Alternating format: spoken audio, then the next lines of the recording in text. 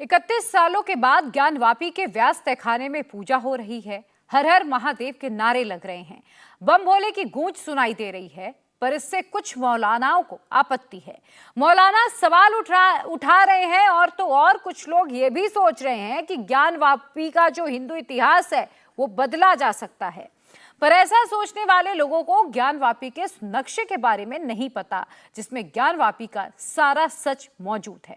आप ये special report देखिए और ज्ञानवापी की हकीकत समझने की कोशिश खुद ही कीजिए। मंदिर गिराकर मस्जिद बनाई, ये बिल्कुल गलत है। और रसब की हुई ज़मीन, दूसरों की छीनी हुई ज़मीन पर मस्जिद बनाने की इजाज़त नहीं है। इसके कोई दलील, कोई सबूत, कोई शवाहिद नहीं है। कहाँ जाएंगे, किसके पास जाएंगे, कहाँ रोएंगे? भीड़ क्या सोच रही है, हुकूमत क्या सोच रही है, दलील के मुकाबले में अदालतें अब ये सोचने लगी हैं। आज 17 करोड़ मुसलमान अपने आप को ऐसा समझते हैं कि जिस जमाने में हिटलर के जमाने में यहूदी अपने आप को समझते थे। ये सारा विला हाय तौबा ज्ञानवापी के व्यास जी के तहखाने में पूजा पाठ को लेकर मचा है। मौलाना ब्रिगेड सबूत मांग रही है, इतिहास की बात कर रही है और मंदिर के वजूद से इनकार कर रही है। इन सब का जवाब 200 साल पुराने नक्शे में है, जो ज्ञानवापी का सच और झूठ सब कुछ सामने ले आएगा। ज्ञानवापी में कहाँ है गर्भगृह, मस्जिद बनाने से पहले कहाँ पर द्वारपाल था, कहाँ पर गणेश और भैरव जी का मंदिर था, नक्शे में कहाँ मंडप है, सब कुछ आपको बताएंगे।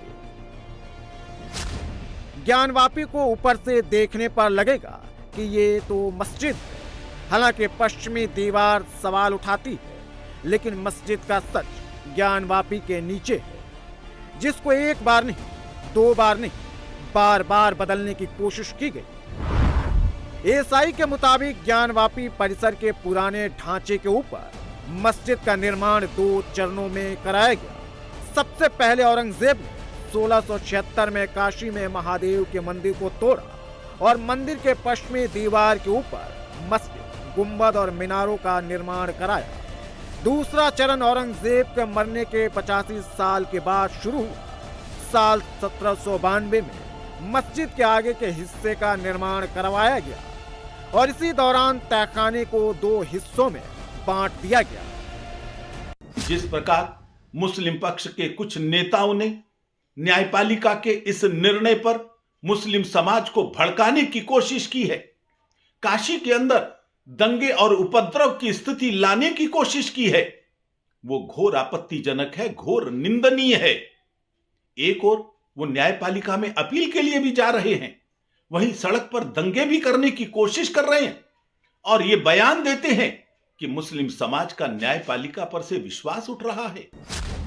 ज्ञानवापी और काशी विश्वनाथ के इतिहास को जानना है तो सबसे पहले अंग्रेजों के बनाए हुए 200 साल पुराने उस नक्शे को देखना और समझना होगा। यही है काशी विश्वनाथ मंदिर का मूल नक्शा। 200 साल पहले ये नक्शा जेम्स प्रिंसेप ने बनाया था। औरंगजेब के फरमान पर विश्वनाथ मंदिर तोड़े जाने से पहले मंदिर परिसर कुछ ऐसा ही दिखाई देता था। ये नक्शा ठीक वैसा ही है जैसे आज अयोध्या में राम मंदिर है। आज जहां मस्जिद है वहां नागर शैली का भव्य मंदिर हुआ करता था। काशी के प्राचीन विश्वेश्वर मंदिर का नक्शा चौकोर था, जिसके केंद्र में बाबा विश्वनाथ का विश्व प्रसिद्ध मंदिर था और उसके चारों ओर 8 मंदिर थे। पश्चिम में दंडपाणी, पूरब में द्वारपाल, उत्तर और दक्षिण में दोनों तरफ शिव मंदिर था। चारों कोनों पर तारकेश्वर, मनकेश्वर, गणेश और भैरव का मंडप था। लेकिन औरंगजेब के फरमान पर मुगलिया सेना ने महादेव के मुख्य मंदिर को तोड़ दिया और 3 गुंबदों वाली मस्जिद बना दिया। बाद में अहिल्या होलकर ने वहीं बगल में बाबा विश्वनाथ का नया मंदिर बनवाया। आज ज्ञानवापी और काशी विश्वनाथ मंदिर को टॉप एंगल से देखते हैं तो ज्ञानवापी के 3 तरफ मंदिर दिखाई देता है और बीच में एक अकेले मस्जिद नजर आती है। अब सोचिए, जिसके चारों तरफ मंदिर है, शिवालय है, भगवान का घर है, वहां अकेले मस्जिद कहां से आई? और 1822 में सर्वे के बाद 1832 में जेम्स प्रिंसेप ने मंदिर का जो स्ट्रक्चर तैयार किया वो कुछ इस तरह का है।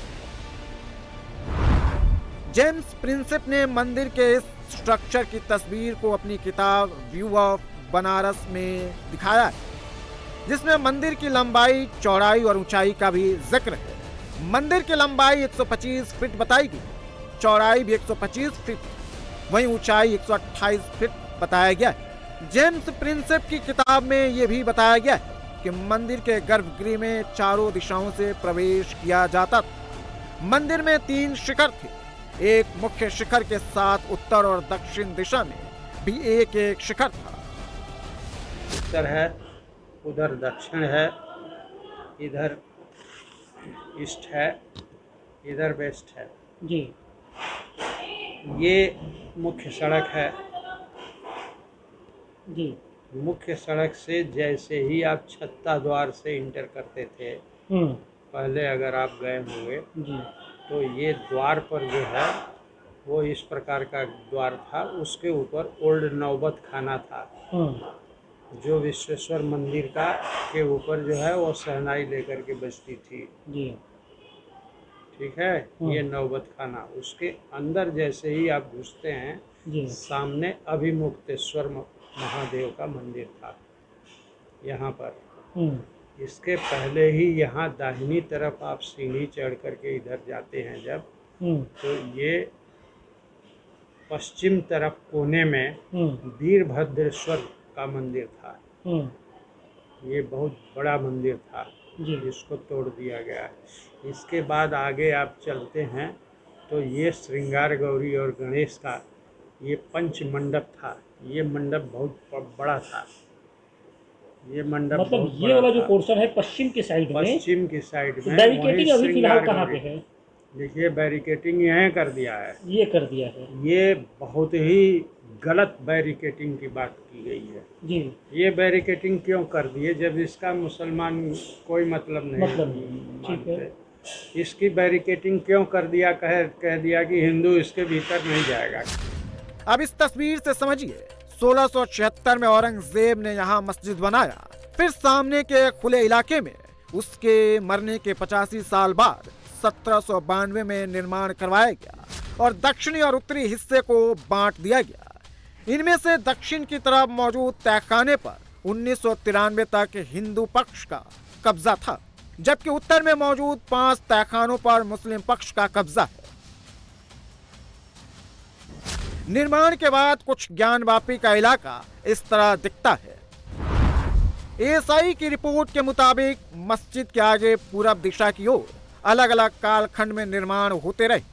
उत्तर दक्षिण के कोने में नीचे पिलर और शटरिंग एक ही समय के बताए गए हैं। ज्ञानवापी के तहखाने की ये तस्वीर 1992 की है। 30 साल पुरानी इस तस्वीर से इतना तो पता चलता है कि तहखाने के दरवाजे पर ईंट और चूने से चिनाई की गई है।